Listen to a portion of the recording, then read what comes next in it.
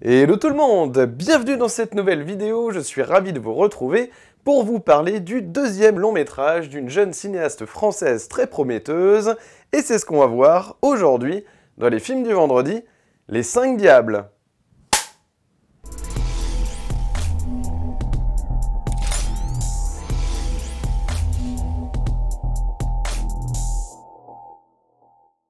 Salut à tous et bienvenue dans les films de vendredi. Aujourd'hui, j'ai l'immense plaisir de revenir sur Les 5 Diables, le nouveau film de Léa Mysius qui confirme son talent après Ava, sorti en 2017 et qui m'avait mis une belle claque, il faut bien le dire.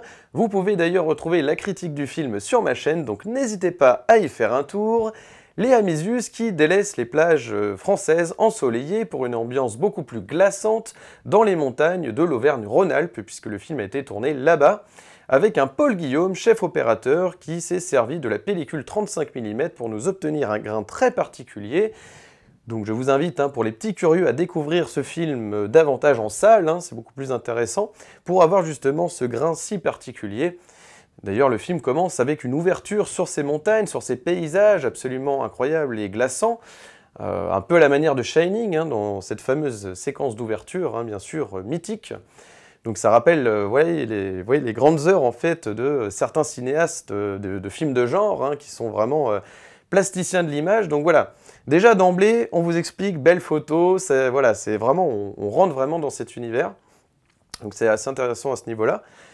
Donc l'histoire en fait de la jeune Vicky, interprétée par Sally Dramé, qui a des dons, un don très particulier puisqu'elle a un odorat surdéveloppé qui lui permet en fait de replonger dans les souvenirs des propriétaires de ces odeurs, disons-le ainsi, c'est-à-dire qu'à partir du moment en fait où elle va récupérer un objet appartenant à un individu, rien qu'en respirant cet objet, elle va replonger dans les souvenirs de ses propriétaires. Donc c'est incroyable, vraiment il y a une idée originale, il y a un concept en fait très bien exploité puisqu'il permet en fait ce concept, non pas juste de rester à l'état de concept et d'exercice de style, mais au contraire de raconter, de traiter un sujet en fait social très fort, c'est-à-dire vraiment, de nous renvoyer en fait à la question des circonstances dans lesquelles en fait nous sommes nés tous individus, qui évidemment, c'est le fruit du hasard. Il y a énormément de facteurs, mais ça nous renvoie à ça. C'est-à-dire vraiment l'origine du couple, l'origine en fait de l'existence de certaines personnes. Ça nous replonge vraiment dans tous les questionnements de l'enfance en fait. C'est ça qui est très fort en fait, puisque tout le film, toute la diégèse du film, la narration, est vue à travers le prisme de l'enfance. Donc le sujet est traité vraiment, les sujets d'adultes, les problèmes d'adultes, les problèmes d'adultère, de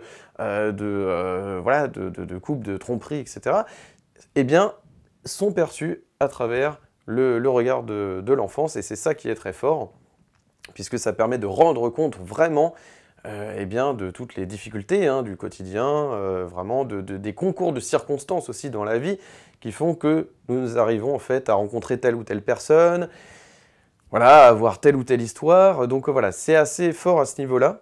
Donc nous avons en fait dans le rôle de la mère Adèle Exarchopoulos, qui va être aussi qui va sortir un petit peu de son jeu habituel, parce qu'elle va être assez rigide en fait pendant une bonne partie du film. Et donc c'est ça qui est intéressant, c'est que Léa Mysius, en fait, dans sa direction d'acteur, va faire en sorte que le spectateur se pose beaucoup de questions à leur sujet, dans un premier temps, et plus le film avance, plus on va avoir des révélations, et c'est ça qui va être intéressant, et qui va nous permettre en fait d'adhérer en fait aux préoccupations des personnages, d'une, et de deux, de rejoindre évidemment leurs angoisses, de comprendre en fait leurs émotions, et nous-mêmes d'en ressentir, puisque en plus de ça, cette idée d'odorat est formidable, puisque nous sommes quand même au cinéma, et comme je le répète souvent sur cette chaîne, le cinéma c'est avant tout des expériences sensorielles. Donc là pour le coup, voilà, c'est intéressant d'utiliser, je trouve, un des 5 sens de l'être humain pour pouvoir raconter une histoire, voilà.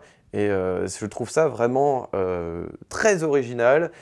Ça secoue un petit peu le cinéma français d'un certain côté, parce que, voilà, ce ne sont pas des choses ce sont des choses qu'on a l'habitude de voir, en fait, dans le cinéma français, des drames familiaux, des films très psychologiques, vous voyez.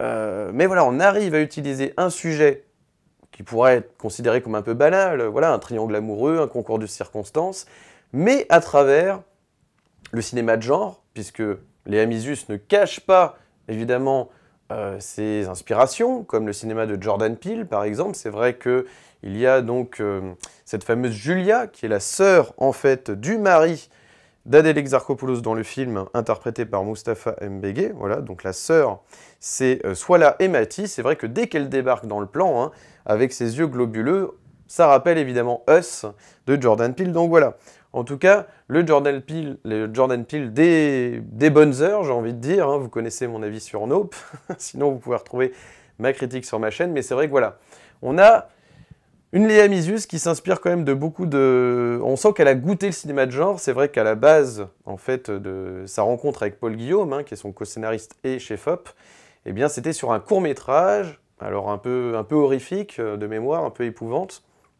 Et donc, tout a été basé là-dessus, hein, leur rencontre. Et ensuite, elle a proposé Ava, donc un film voilà, sur l'adolescence, teinté d'aventure, où il y avait aussi le sujet du handicap.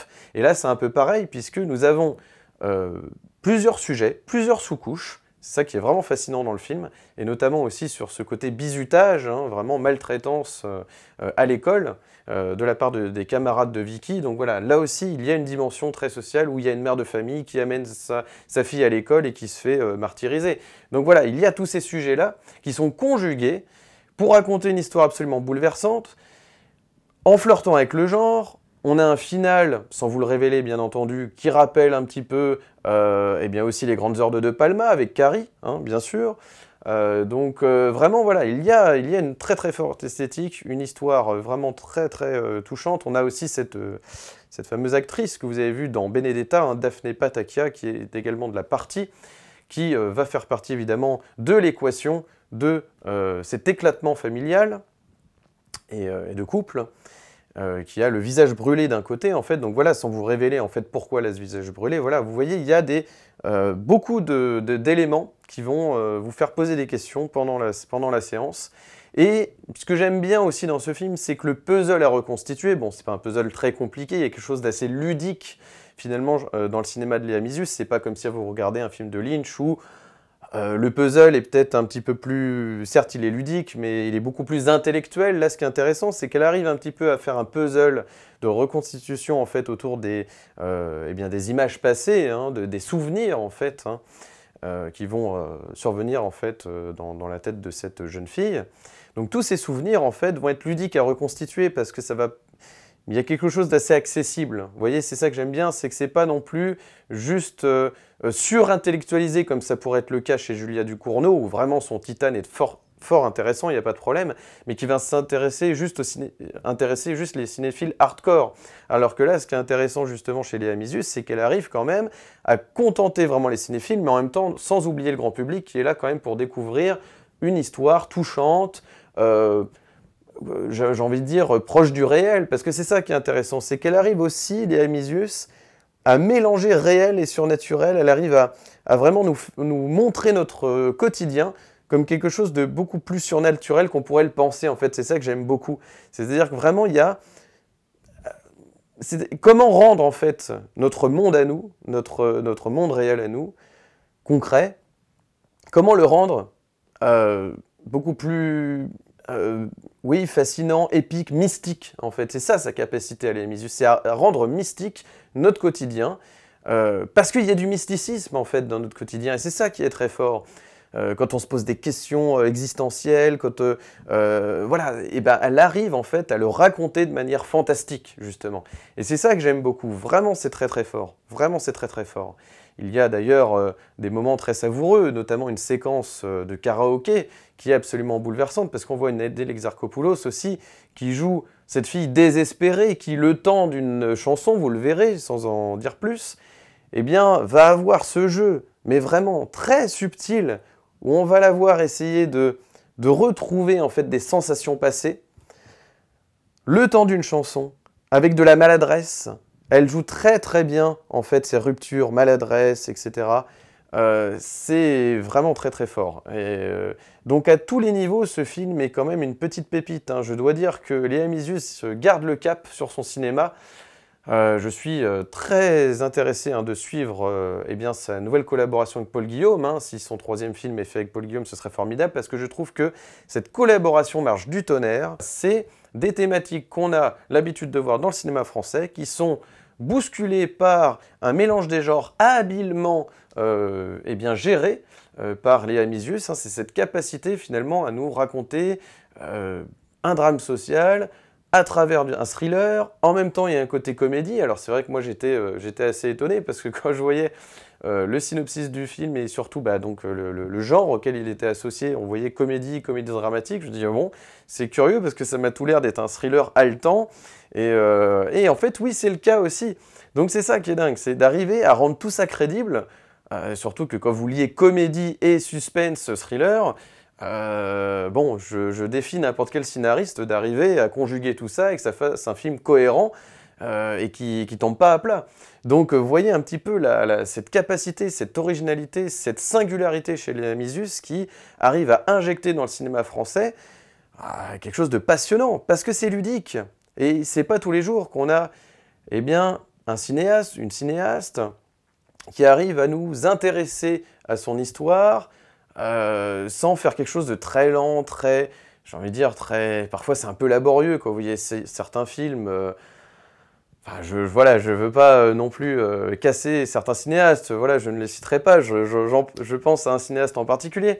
Mais voilà, il y a plusieurs films français où c'est vraiment le cliché du film français, qui va pas trop se mouiller en fait en termes de cinéma, et qui va vraiment rester sur quelque chose de purement psychologique, mais où il va manquer des prises de risque au niveau mise en scène, etc. Là, c'est tout l'inverse. Léa Mysius, eh ben, elle s'éclate, on sent quand même qu'elle s'éclate à faire son sujet, à traiter son sujet, par le cinéma, par les mises en scène, par l'image. Il y a un vrai travail, même sur le son.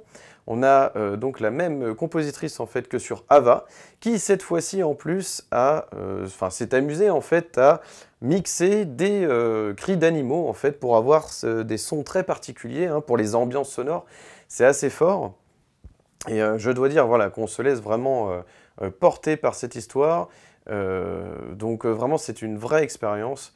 Je vous le recommande vivement. Donc Les 5 Diables de Léa Mysius.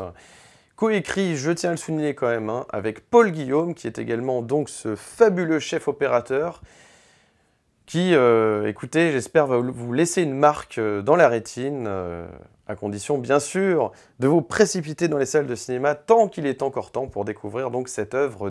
Vraiment, c'est fascinant le monde de Léa Mysius. Il y a de l'aventure, il y a du fantastique, il y a le traitement en fait de nos problèmes d'adultes via l'enfance, via l'adolescence sur Ava. Voilà, donc c'est vraiment passionnant.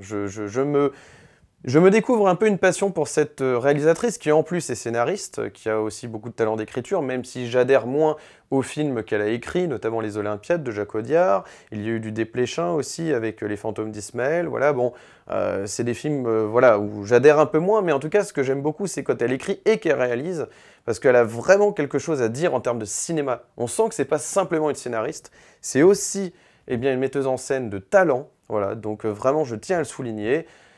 Elle est vraiment à suivre, cette jeune femme, vraiment, cette jeune artiste est vraiment passionnante.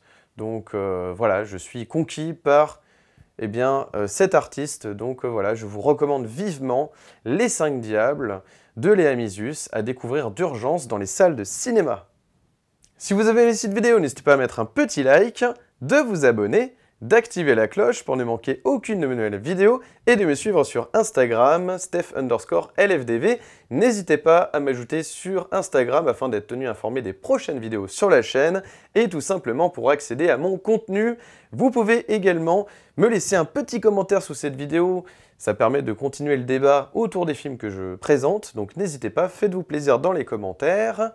Et puis écoutez, pour les petits nouveaux, je rappelle que pour soutenir cette chaîne, le meilleur moyen, eh bien c'est un petit abonnement juste ici, vous cliquez sur s'abonner et vous soutenez donc eh bien, les films du vendredi et je vous en remercie d'avance. Donc merci à tous pour les nouveaux abonnés et puis pour les anciens, merci de votre fidélité depuis tout ce temps, ça fait vraiment plaisir, je tiens à le préciser. Donc écoutez, il ne me reste plus qu'à vous souhaiter un excellent vendredi, un excellent week-end, et d'ici la prochaine vidéo, comme toujours, n'oubliez pas, prenez les films pour ce qu'ils sont. Allez, ciao!